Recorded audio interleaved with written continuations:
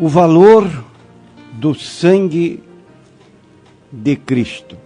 Apocalipse 22, versículos 14 e 15.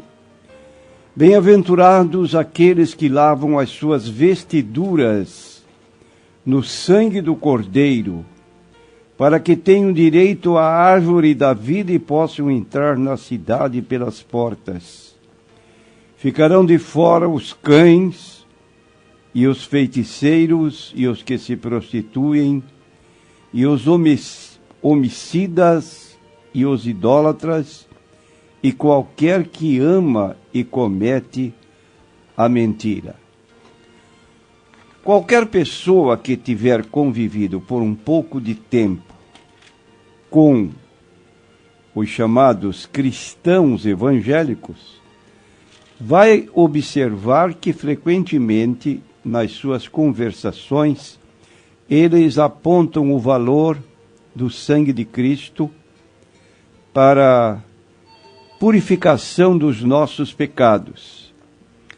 Há até um hino da harpa cristã, número 39, que é frequentemente repetido nas reuniões denominadas de Ceia do Senhor, que mensalmente as igrejas evangélicas celebram. E quase todas essas igrejas têm presente este hino, cujo coro diz assim: alvo mais que a neve, alvo mais que a neve, sim, nesse sangue lavado, mais alvo do que a neve eu serei. Então a Bíblia aponta que o problema magno do ser humano não é ele ser pobre, mas o problema magno que tanto atinge pobres como ricos são nossos pecados. Porque diz a Bíblia no livro de Isaías 59, versículos 1 e 2, que entre nós se constitui uma barreira,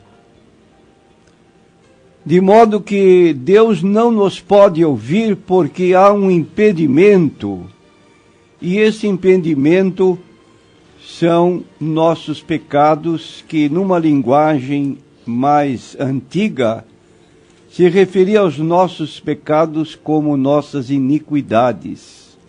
Eis que a mão do Senhor não está encolhida para que não possa salvar, nem o seu ouvido agravado para não poder ouvir, mas as vossas iniquidades, isto é, vossos pecados, fazem divisão entre vós e o vosso Deus, e os vossos pecados encobrem o seu rosto de vós, para que vos não ouça.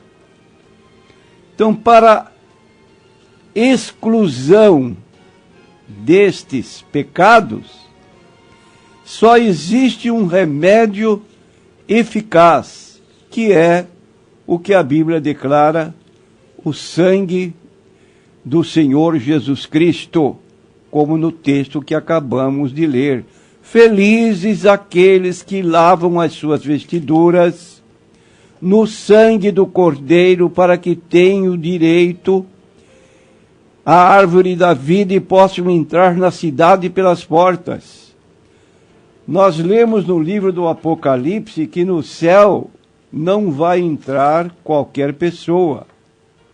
Vai entrar apenas aqueles, ou vão entrar apenas aqueles que têm recorrido a este meio de limpeza espiritual, que é o sangue do Senhor Jesus Cristo. Está escrito no Apocalipse 21, versículo 27, e não entrará nela coisa alguma que contamine, e cometa abominação e mentira, mas só os que estão inscritos no livro da vida do Cordeiro. A cidade celestial é uma cidade santa, e quem ficar excluso vai fazer companhia para aquelas pessoas que apontam o versículo 15. Não é que estas pessoas não possam ter direito de entrar, desde que abandonem seus erros e recorram ao Senhor Jesus Cristo, aceitando o meio de expiação, que é o sangue de Cristo, para que possam então ter direito a entrar na cidade celestial. No livro do profeta Isaías, capítulo 1, nós encontramos no versículo 18 uma proposta de Deus que pode ser aceita ou recusada. Diz o texto: vinde então e provai-me, diz o Senhor, ainda que os vossos pecados sejam como a escarlata, eles se tornarão brancos como a neve, ainda que sejam vermelhos como o carmesim, se tornarão brancos como a lã. E por que isto? Porque o sangue de Jesus Cristo nos purifica de todo o pecado, é a palavra que se encontra em 1 João, capítulo 1 e versículo 7. Então, se você me perguntar por que o sangue de Cristo é tão eficaz, por que é que o inimigo treme e foge diante da menção do sangue de Cristo? Que proveito tem vencer o inimigo pelo sangue de Jesus, como aponta Apocalipse capítulo 12 e versículo 10? E eles o venceram pelo sangue do Cordeiro. Vou repetir. E eles o venceram. Esse "o" indica o diabo. Eles venceram o diabo pelo sangue do Cordeiro. Então somos vencedores quando sobre nós repousa esta condição decorrente da aplicação do sangue de Cristo em nossas vidas para limpeza e purificação dos nossos pecados.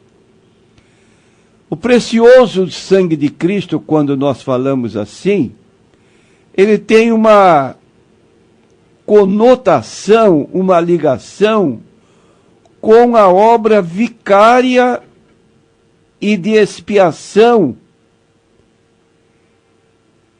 com a morte do Senhor Jesus Cristo em nosso lugar. No livro do Apocalipse, capítulo 1, versículo 5, declara: bem-aventurados aqueles que lavam as suas vestiduras no sangue do Cordeiro. Então reconhecemos pela fé que Jesus é o nosso substituto e que ele entregou sua vida inocentemente, voluntariamente, em nosso favor, na cruz do Calvário. Jesus não foi um mártir que teve que sofrer por uma ideia que não vingou. Está escrito na Bíblia Sagrada, no capítulo 10 do Evangelho segundo João, Jesus dizendo claramente: por isso o Pai me ama, porque dou a minha vida para tornar a tomá-la. Ninguém me tira de mim. Eu de mim mesmo a dou, tenho o poder de dar e o poder para tornar a tomá-la. Aí está a espontaneidade, a voluntariedade do Senhor Jesus Cristo em pagar por nós o preço da nossa redenção, não com ouro nem com prata.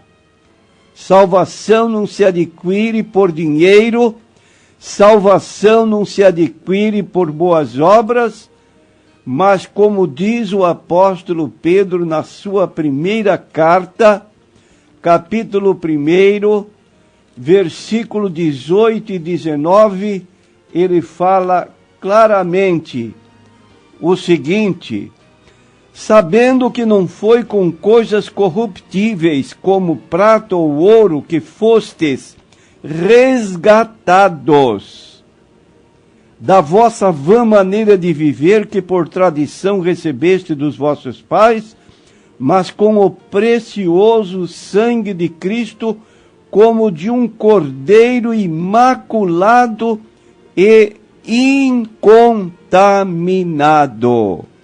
Aí está a eficácia do sangue do Senhor Jesus Cristo, que nos limpa, então, de todo o pecado. Certa vez Jesus fez um discurso, e nesse discurso, que está no capítulo 6 do livro de João, ele disse algo para os seus ouvintes que os espantou. Disse assim: na verdade vos digo que se não comerdes a carne do Filho do Homem, e não beberdes o seu sangue, não tereis vida em vós mesmos. Quem come a minha carne e bebe o meu sangue tem a vida eterna, e eu o ressuscitarei no último dia. Porque a minha carne verdadeiramente é comida, e o meu sangue verdadeiramente é bebida. Quem come a minha carne e bebe o meu sangue, permanece em mim e eu nele. Ora, essa linguagem, entendida num sentido literal, dá para nós perguntarmos, mas Jesus daria sua carne e seu sangue no sentido de que deveríamos comer como se come carne de qualquer animal? Isso não é antropofagia, comer carne humana? É um absurdo esta linguagem do Senhor Jesus Cristo. E, na verdade, seus ouvintes não entenderam a linguagem de Jesus, e diz o texto no versículo 60, que muitos dos seus discípulos, ouvindo isto, disseram: duro este discurso, quem pode ouvir? Mas Jesus declarou que o entendimento desta passagem bíblica não era no sentido literal, era no sentido espiritual, figurado. E no versículo 63 ele esclarece: o Espírito é o que vivifica, a carne para nada aproveita. As palavras que eu vos disse são espírito e vida. Ou seja, Jesus queria que os seus discípulos entendessem, num sentido figurado, que nossa dependência dele é tanta que ele podia comparar comer a sua carne e beber o seu sangue, significava que haveria um valor extraordinário do seu sacrifício no Calvário. Então ele nos ensina a usarmos o simbolismo do pão, do vinho, da sua carne, como um ato de fé que nos faça apropriar dos benefícios do seu sacrifício para a nossa salvação. Certamente isso não significa que Cristo está sendo crucificado novamente, que seus ferimentos sangram cada vez que pecamos e participamos de sua carne e do seu sangue, mas que nós estamos permanentemente cobertos por essa proteção do sangue de Cristo, por meio da qual nós alcançamos a purificação dos nossos pecados. O apóstolo João, na sua primeira carta, capítulo 2, versículo 1, ele declara: meus filhinhos, estas coisas vos escrevo para que não pequeis, mas se alguém pecar, temos um advogado para com o Pai, Jesus Cristo o justo. Quero então dizer a você, meu prezado ouvinte, que o poder do sangue de Cristo garante perdão, destrói as acusações do inimigo, livra o crente da opressão, como Jesus declarou em João 8,31, se permanecerdes na minha palavra, verdadeiramente sereis meus discípulos e conhecereis a verdade, e a verdade vos libertará. Qualquer meio que invoque uma condição diferente para a salvação, seja reencarnação, seja boas obras, seja purgatório como meio de purificação, está fora do propósito bíblico. E nós então dizemos a você, recorra ao valor do sangue de Cristo, creia na sua obra vicária expiatória como o único meio de redenção e purificação de pecados.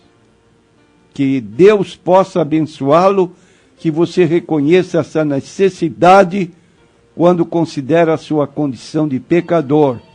E talvez diga, mas eu sou um grande pecador. E nós dizemos, para um grande pecador, nós apresentamos um grande Salvador, Jesus Cristo. Ele pode salvar perfeitamente todos os que por ele se chegam a Deus, vivendo sempre para interceder por eles. Amém.